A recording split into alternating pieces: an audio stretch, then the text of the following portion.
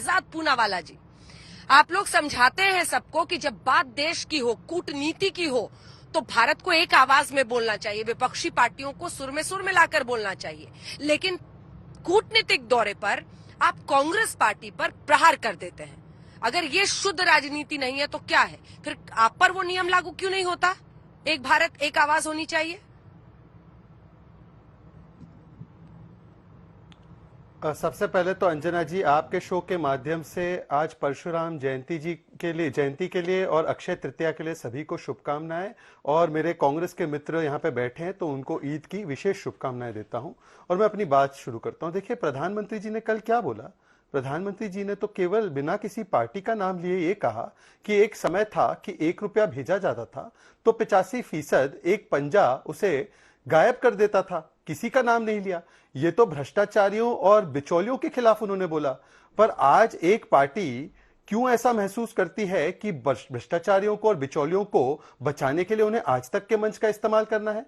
मैं तो हैरत में हूं कि आज इस डिबेट में दो पक्ष कैसे हो सकते हैं। मुझे तो लगा आज सब एक ही पक्ष के होंगे और कहेंगे कि हाँ बिल्कुल सही, हमने तो भ्रष्टाचारियों के खिलाफ कार्रवाई की है। जिस प्रकार से प्रधानमंत्री की सरकार जब से आई है नरेंद्र मोदी जी की, तो डीबीटी के माध्यम से 2 लाख करोड़ की बचत हुई है। 8 करोड़ फर्जी अकाउंट जो है वो खोजे गए हैं, उनको बंद कराया गया है। आपको याद होगा पुरानी सरकार एक लोन वेवर दिया था 60,000 करोड़ का, 22% फर्जी किसानों को उन्होंने दिया था। आज सीएजी की रिपोर्ट भी आई है, और जब हमने 1,80,000 करोड़ 11 करोड़ किसानों को किसान सम्मान निधि के माध्यम से, डीबीटी के माध्यम से पहुंचाया है, तो आज वो सभी लोगों के पास बिना एक रुपया वहां पर पहुंचा है। तो इसका तो स्वागत होना चाहिए। परंतु हम भ्रष्टाचारियों के खिलाफ बात करें तो किसी के पेट में दर्द होता है, हम सांप्रदायिकता के खिलाफ बात करें तो किसी के पेट में दर्द होता है। इसका मतलब पंजा किसका था वो आज स्वतः साबित हो गया, बिना नाम लिए ये स्वतः साबित हो गया कि पेट में दर्द किसके हुआ जब हमने भ्रष्टाचार के पंजे की बात की।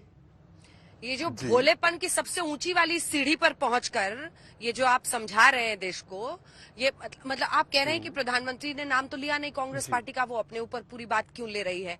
और ये जो आपने कहा शुरू में कि विशेष रूप से कांग्रेस पार्टी के अपने प्रवक्ता को ईद की बधाई देता हूं, तो कटाक्ष में आप लोग क्या कहना चाहते हैं और कहां तक पहुंच जाते हैं वो भी देश देख रहा है। एक सेकंड में लौट रही हूँ मिस्टर पूनावाला, मैं लौट रही हूँ।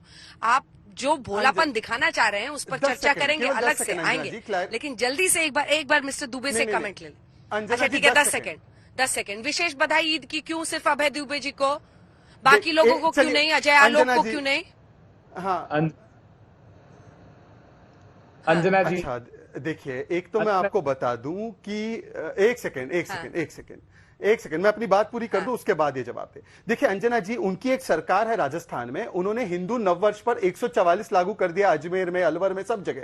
परंतु जुमा नमाज थी जो अलविदा जुमा की, उसके लिए सड़कें खोल दी, लाउड स्पीकर लगा रहे थे। तो मैंने सोचा कि विशेष रूप से उनको इसकी बधाई दे दे, जो मान्यताएं वो रखते हैं, आस्थाओं की मान्यताएं वो रखते हैं। और दूसरी बात देखिए, एक चीज के खिलाफ हमने जरूर बोला है, आईएनसी की फिलॉसफी, आई नीड कमीशन की फिलॉसफी के खिलाफ बोला है, एआईसीसी की philosophy, all India corruption committee की फिलॉसफी के खिलाफ बोला है। अब ये ऑल इंडिया करप्शन कमेटी को ऑल इंडिया कांग्रेस कमेटी मान ले, आई नीड कमीशन को आईएनसी इंडियन नेशनल कांग्रेस मान ले, तो इसमें शहजाद पूनावाला की कोई गलती नहीं है। और क्या मिस्टर दुबे ईद के खिलाफ है क्या? तो बता दे, वो देश को बता दे कि हम ईद के खिलाफ है, हम नमाज कतई ऑर्गेनाइज नहीं कराएंगे, हम सड़कों पर नमाज नहीं कराएंगे। दुबे जी जवाब दीजिए। वो कह रहे हैं प्रधानमंत्री ने कांग्रेस पार्टी का नाम तो लिया नहीं, कांग्रेस पार्टी का नाम तो लिया नहीं, आप लोगों ने क्यों नाहक ही उसको लपक लिया?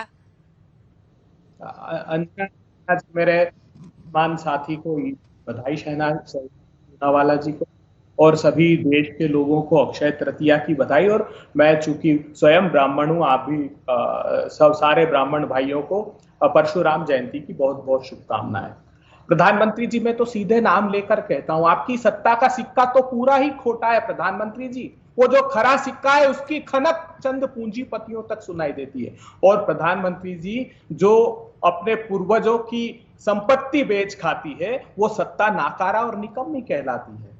प्रधानमंत्री जी, आपने सेल भेज दिया, आपने भेल भेज दिया, आपने रेल बेच दिया, आपने पोर्ट बेच दिया। प्रधानमंत्री जी, कुछ बचा है पूर्वजों की संपत्ति के नाम पर?